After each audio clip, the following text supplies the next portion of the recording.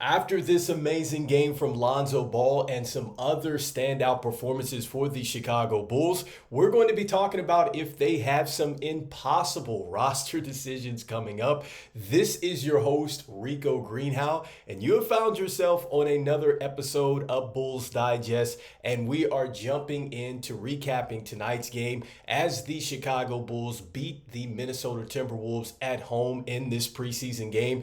And the story going into this was Lonzo Ball. This was the first time that Lonzo Ball was coming back to play in a game in about 2.5 years or so, and he did not disappoint tonight. He was absolutely phenomenal, and it looks like he has not missed a beat. And so when we look at the storyline of the game with Lonzo Ball, I mean, he didn't look like he missed a beat on the offensive end. Defensively, which is the place that he thought he was going to probably struggle with the most, he actually, in my opinion, looked the best. And so as we look at the highlight clips of what Lonzo did, it was just phenomenal. And so this is the first play that he came in the game. He hit a wide open three-point shot. He actually hit his first two three-point shots en route to 10 points, and he was +6 in the box score. He had one assist, he had one rebound, and he also had a block as well. And so here's what he looked like on the defensive end. You see the defensive awareness,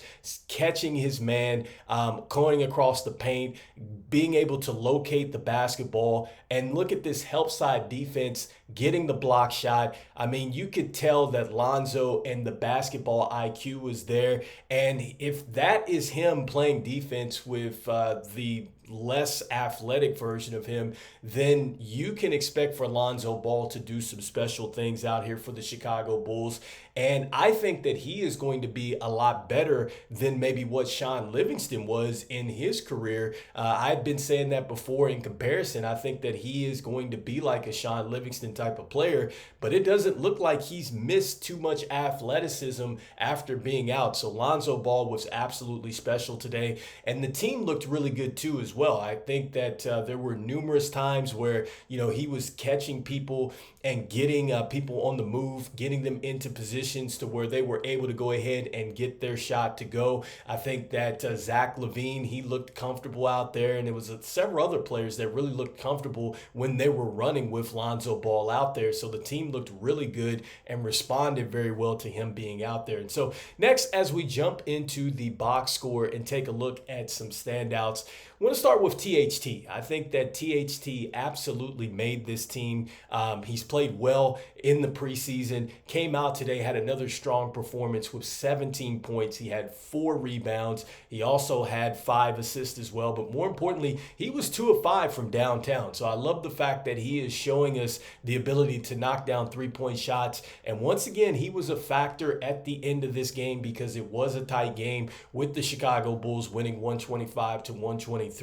I think that you see his championship experience from the Lakers really show, and I think that he absolutely deserves a spot with this team. He's looked very good. Next up, Jalen Smith. I think that Jalen Smith looked really good coming off the knee soreness. That's a great sign because, that was just kind of out of nowhere with the knee soreness. But for him to come out, look like he was running the floor, just fine.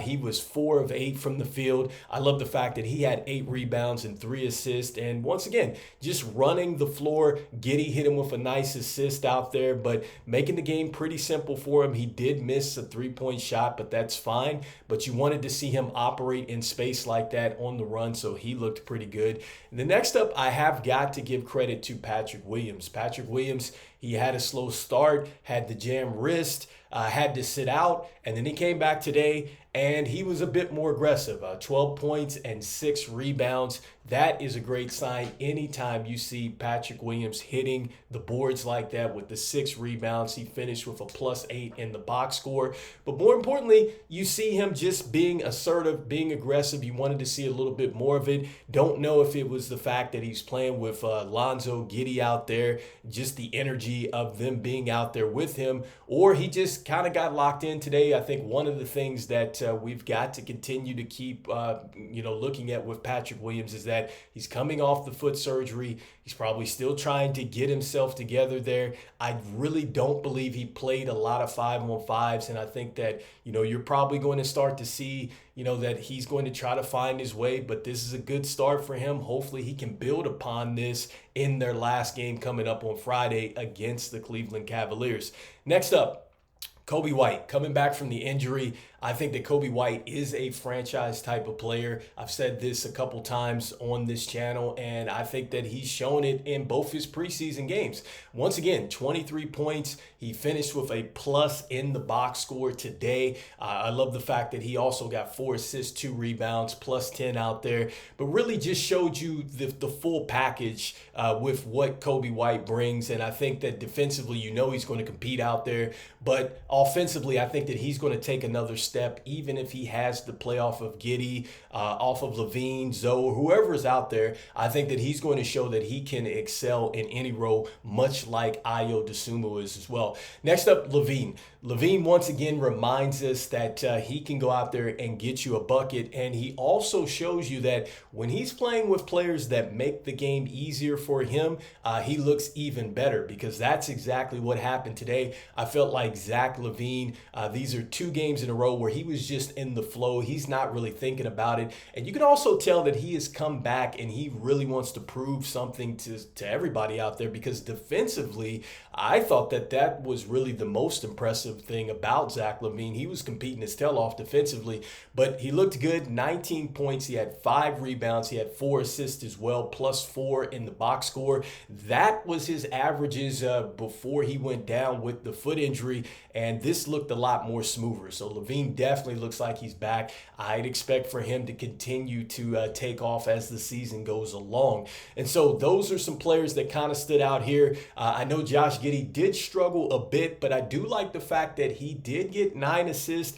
and he also got the 3 blocks as well. I love to see that he is getting some defensive blocks. That is a great thing. The fact that he's been able to get back, challenge some shots. And so I think as he continues to get better defensively here, I know it was a tough night tonight, but he did look good at times where he was playing alongside of Lonzo Ball. So this is a good thing. He's going to have to continue to evolve, obviously, as an offensive and a defensive player, but I still think that there is a bright spot, even though it was a down game for him. And so now as we move forward and we move into the team stats, I think some of the things to kind of take away in this is that the Chicago Bulls shot 43% from downtown. That's pretty stellar. And considering the fact that they were just really shooting the ball extremely well in the first half, kind of slowed down a bit in the second half. But this is what this offense is going to look like when it's clicking. I mean, they were knocking down some shots, and obviously they were getting to the spots on the floor. Everybody was kind of knocking these things down, so that looked good.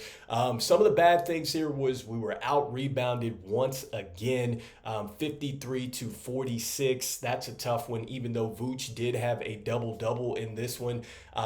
We still get out-rebounded. This is something that is going to be a real challenge for us throughout the year, because we don't have a whole bunch of front court players up front. I don't believe Adama Sanogo really played as well, so we didn't get a chance to see him out there. And then on top of that, we got beat in points in the paint, 54-42. This kind of goes into, I guess, what Stacey King has been talking about on the telecast, and really that the Chicago Bulls, as good as they're shooting from outside, they need to have some post presence. You need to be able to get somebody down there that can go ahead and pretty much get a bucket every time. And we have not seen that in any of the preseason games where we have had the ability to go ahead, dump the ball down in the post, have somebody just turn over their shoulder and make a shot, because we just don't have that type of personnel. So these are things that the Chicago Bulls are going to have to address. And one of the things that I talked about going into this game is that Billy Donovan has a dilemma. He has a dilemma of how to play these forwards with Patrick Williams, Modest Buzelis, Julian Phillips, Dalen Terry. Now with Lonzo coming back and playing this way in just 15 or 16 minutes of play, you would have to imagine that he is also going to now have a dilemma and really an impossible decision to make as far as what he is going to do with the guards now, because Lonzo is going to want to come back and obviously continue his career. This is not just about the Chicago Bulls, but he needs to showcase that he can continue on with his career. So I can imagine he is going to come in and he is going to be like this every game. Hopefully he has no setbacks. He is able to get back out there on Friday night, which he plans to do. I think for the most part, we may not see him in back-to-backs, but every other game, you could expect Lonzo Ball to perhaps give you minutes like this. So let me know in the comments what you think about this dilemma that Billy Donovan has with this roster now. Does he have some impossible decisions? What did you think about Lonzo Ball in his performance, and who really stood out for you? Want to thank everybody out there for liking, subscribing, and sharing the content. It means a lot to us here at Bulls Digest as we try to reach 5,000 subscribers before the NBA season starts. Wanted to let you know that about 64.2% of you that watch are not subscribed, so make sure that you go ahead, slam dunk on that subscribe button for us. It means a lot. Look, even though it is the preseason, and yes, we are getting hyped for Lonzo Ball, and he looks like he hasn't missed in 2 years. We're extremely excited about it. I know the season hasn't started. I don't care. I'm still saying go Bulls, and I will see you on the next one. Peace.